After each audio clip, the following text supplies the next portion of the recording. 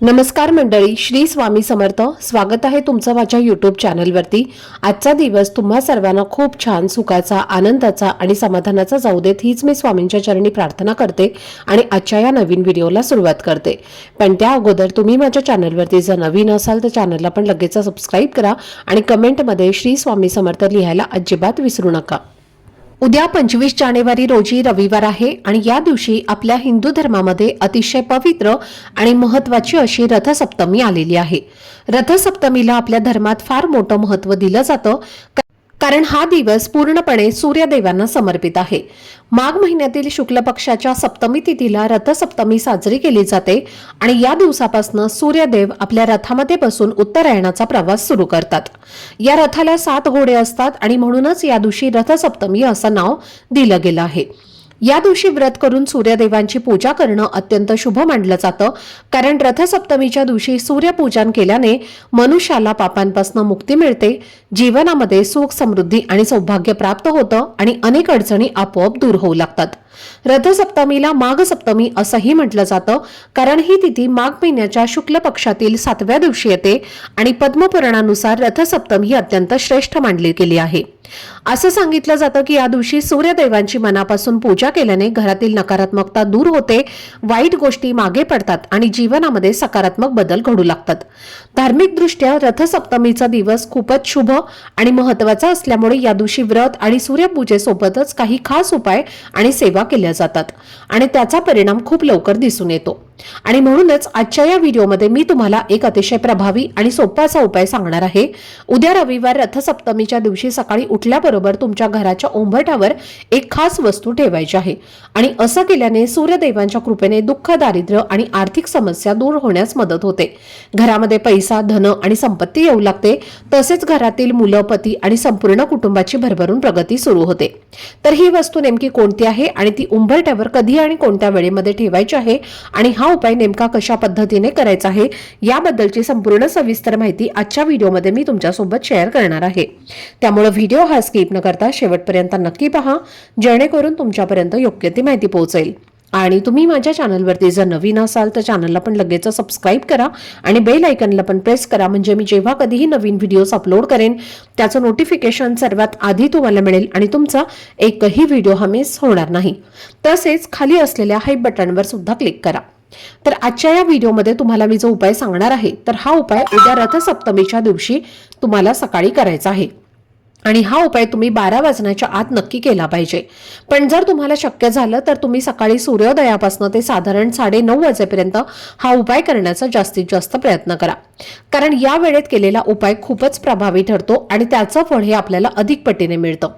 आपल्या धर्मशास्त्रात असं सांगितलं जातं की रथसप्तमीच्या दिवशी सूर्यदेवांची पूजा करणं खूप महत्त्वाचं आहे, कारण सूर्यदेव हे सर्व ग्रहांचे राजा मानले जातात. नवग्रहामध्ये त्यांना सर्वोच्च स्थान आहे. सूर्य स्वतः प्रकाश देणार आहे आणि बाकी सर्व ग्रह त्याच्याकडूनच प्रकाश घेतात आणि म्हणूनच सूर्यदेवांप्रती कृतज्ञता व्यक्त करण्यासाठी रथसप्तमीचा दिवस खूप खास मानला जातो.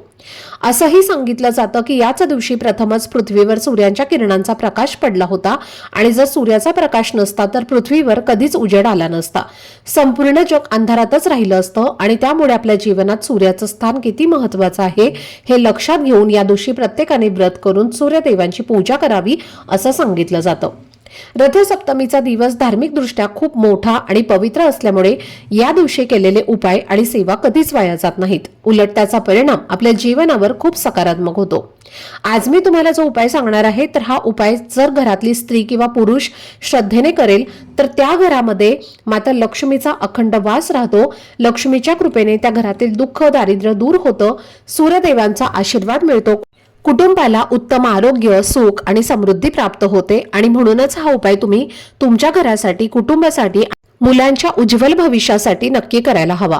हा उपाय खास रथसप्तमीच्या दिवशीच करता येतो आणि या दिवशी केला तर त्याचं फळ हे आपल्याला खूप जास्त मिळतं. हा उपाय फक्त पैसा आणि संपत्ती मिळवण्यासाठी नाही तर उत्तम आरोग्यासाठी सुद्धा खूप महत्त्वाचा मानला जातो, कारण आयुष्यात पैसा असणं तितकंच गरजेचं आहे जितकं चांगलं आरोग्य असणं ही खूप महत्त्वाचं आहे. आणि जर आरोग्य चांगलं नसेल तर कितीही पैसा आला तरी त्याचा काही उपयोग होत नाही.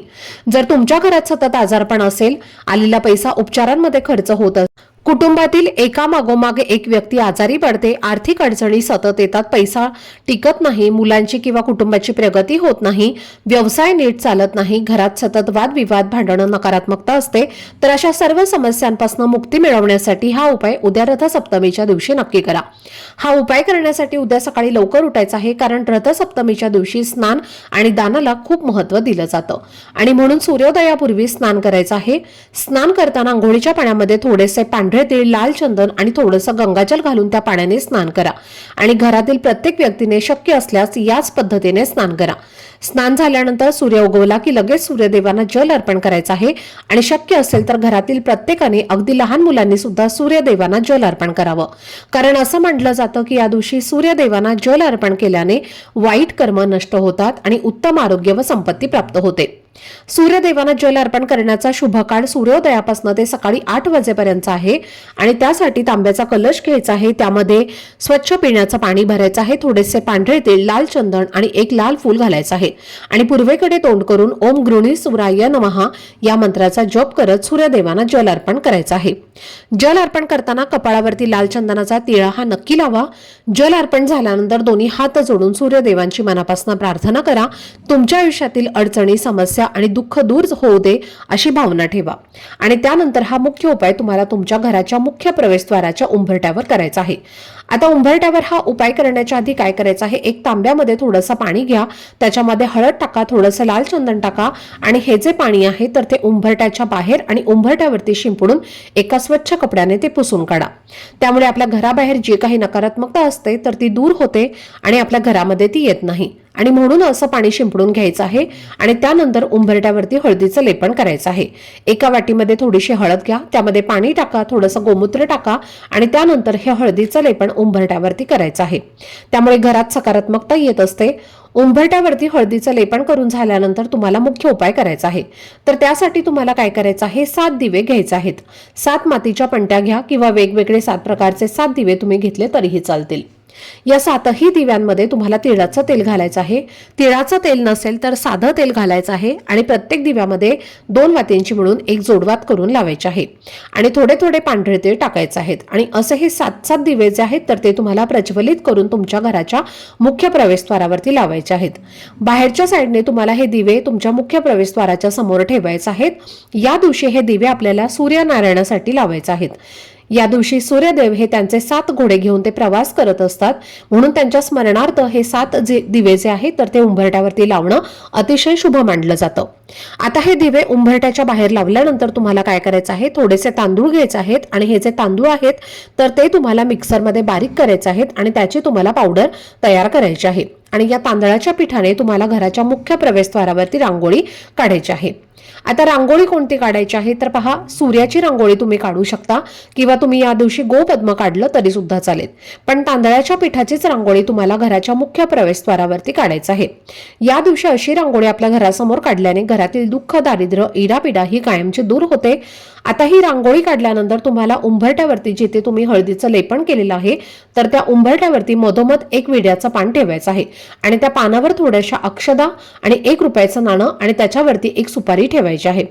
या दिवशी मुख्य प्रवेशद्वाराच्या उंबरठ्यावर विड्याचं पान, अक्षदा आणि 1 रुपयाचं नाणं आणि सुपारी ठेवणं हे अत्यंत शुभ मानलं जातं. त्यामुळे घरात समृद्धी येते, आरोग्यात सुधारणा होते आणि घरातील दारिद्र्य नष्ट होऊन मुलांची, पतीची आणि कुटुंबाची भरभरून प्रगती होत असते. त्यानंतर उंबरठ्याला हळद, कुंकू, अक्षदा, फूल वाहून तुम्हाला पूजा करायची आहे आणि अशा पद्धतीने हा छोटासा उपाय जो आहे तर तो तुम्हाला उंबरठ्यावरती उद्या रथसप्तमीला करायचा आहे. तर पहा, या रथसप्तमीच्या दिवशी काही ठिकाणी उंबरठ्यावरती सकाळी दूध आणि भात सुद्धा ठेवला जातो, म्हणजे दूध आणि भात हा एकत्र केला जातो आणि तो सुद्धा उंबरठ्यावरती ठेवला जातो. आता तुमच्याकडे जी पद्धत आहे त्या पद्धतीने तुम्हाला करायचं आहे. रथसप्तमीच्या दिवशी सकाळी सूर्यदेवाची पूजा करून झाली की लगेच उंबरठ्याचं पूजन करून उंबरठ्याच्या बाहेर थोडा दूध आणि भात जो आहे तर तो बऱ्याच ठिकाणी ठेवला जातो. असं म्हणतात की जर या दिवशी आपण दूध भात हा उंबरठ्यावरती जर ठेवला किंवा उंबरठ्याच्या बाहेर जर ठेवला तर सूर्यदेवाच्या कृपेने आयुष्यातील सर्व दुःख संपून सुख, समृद्धी, उत्तम आरोग्य हे प्राप्त होतं. तसेच या दिवशी पहा, दूध सुद्धा उतू घातलं जातं आणि हे दूध सुद्धा आपल्याला सकाळी 8 ते 8:30 वाजेपर्यंतच उतू घालायचं आहे. जेव्हा सूर्य उगवतो तेव्हाच तुम्हाला हे दूध उतू घालायचं आहे आणि त्याचा नैवेद्य हा आपल्याला सूर्यदेवाला दाखवायचा आहे। या दिवशी आपण अग्नीला समर्पित म्हणून हे दूध जे आहे तर ते उतू घालत असतो। जर तुमच्याकडे गाईच्या शेणाच्या गौऱ्या असतील तर त्या एखाद्या ताटामध्ये घ्या, कापूर लावून तुम्हाला त्या गौऱ्या प्रज्वलित करायच्या आहेत, म्हणजेच पेटवायच्या आहेत आणि त्यावरती तुम्हाला एक मातीचं बोळकं ठेवून त्यामध्ये दूध उतू घालायचं आहे। आता डायरेक्ट काळं मातीचं बोळकं घेऊ नका, पूर्ण काळा रंग या दिवशी वापरला जात नाही, तो वर्ज्य मानला जातो। म्हणून थोडीशी हळद घ्या, हळदीमध्ये पाणी टाका आणि ती हळद जी आहे तर ती मातीच्या भांड्याला बाहेरून थोडीशी लावा आणि आतून पण थोडीशी लावा आणि त्यानंतर ते भांडं तुम्ही दूध उतू घालण्यासाठी वापरा। डायरेक्ट तुम्ही काळ्या रंगाचं भांडं जे आहे तर ते वापरू नका, कारण या दिवशी काळा रंग जो आहे तर तो पूर्णपणे वर्ज्य मानला जातो। आणि असं म्हणतात की ज्या दिशेने दूध उतू जातं त्या दिशेने आपली प्रगती होते, म्हणून जर उत्तर किंवा पूर्व दिशेला दूध उतू गेलं तर ते खूप शुभ मानलं जातं। कारण उत्तर दिशा ही माता लक्ष्मी आणि कुबेरांची दिशा आहे, पूर्व दिशा ही सूर्यदेवांची दिशा आहे आणि म्हणून या दोन दिशेला दूध उतू जाणं हे खूप महत्त्वाचं मानलं जातं। तसेच या दिवशी व्रताला सुद्धा खूप महत्त्व आहे। या दिवशी घरातील एका तरी व्यक्तीने व्रत नक्की करावं, म्हणून तुम्हाला व्रत करायचं आहे आणि त्या व्रतामध्ये पहा तिखट पदार्थ खाल्ले जात नाहीत, गोड पदार्थ खाल्ले जातात आणि रथसप्तमीच्या दिवशी मिठाचं सेवन सुद्धा केलं जात नाही।